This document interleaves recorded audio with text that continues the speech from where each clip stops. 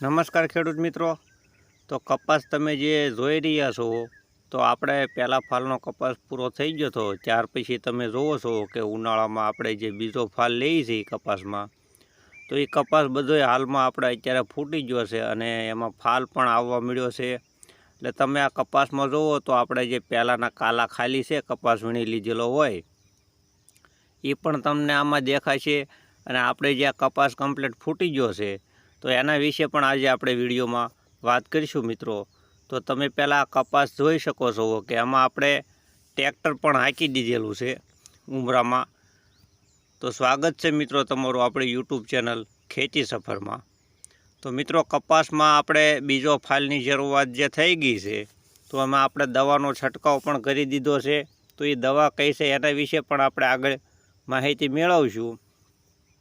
પણ પહેલાં તો હું તમને એ બતાવી દઉં કે મિત્રો હું તમને આજે બધી વાત કરું છું તો હું મારા વિશે તમને આ બધી વાત કરું છું। અને મિત્રો આપણે જે કપાસમાં દવાનો છંટકાવ કરેલો છે એ દવા પણ તમે વિડીયોમાં જોઈ શકો છો।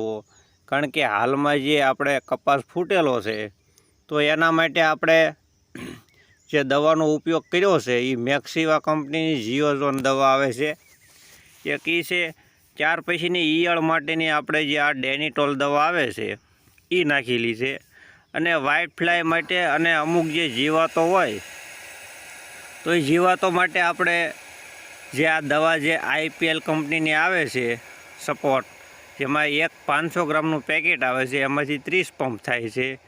જે એક આપણે એસિટામેટ પ્રાઇડ પાવડર આવે છે એ છે, અને જે આ જીઓઝોન આવે છે દવા કે જેમાં એમિનો એસિડ અને હ્યુમિક એસિડ એમ બંને આવે છે, અને બીજા ઘણા તત્વો બીજા પણ આવે છે કે જેના લીધે આપણે કપાસમાં ફાલ આવ્યો હોય તો એનું પોષણ એને સારું મળી રહે અને ઝીંડવા પણ સારા થાય અને ફૂટારો પણ ખૂબ સારો આવે કે જેના દવા વિશે આપણે જોઈએ છીએ। પરેશ ગોસ્વામી પણ વિડીયોમાં ઘણીવાર કહે છે। તો મિત્રો આપણે મેક્સિવા કંપનીની દવાનો ઉપયોગ કર્યો હતો।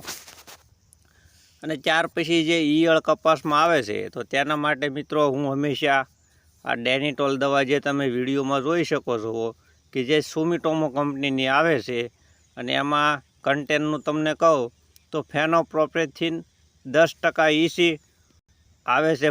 અને તમે આ કપાસ જોઈ શકો છો મિત્રો કે જે એમાં ફૂટારો જે આવેલો હતો એ કમ્પ્લીટ ફૂટી ગયો છે, અને આપણે ચોમાસામાં જેમ કપાસ હોય એવો કપાસ કમ્પ્લીટ થઈ ગયો છે।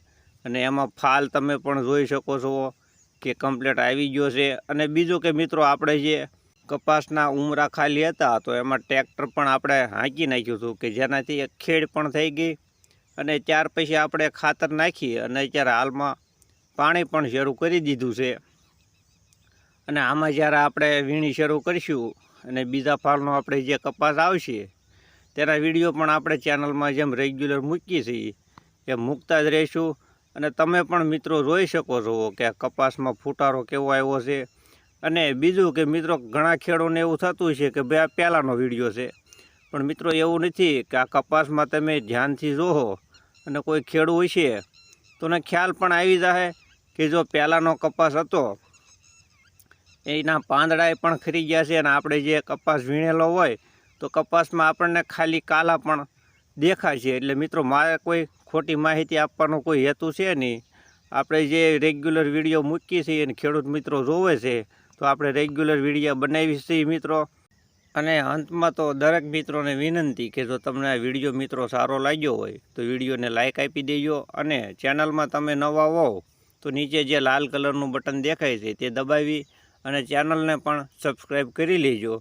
તો આજના વિડીયોમાં બસ આટલું જ તે મિત્રો, ધન્યવાદ।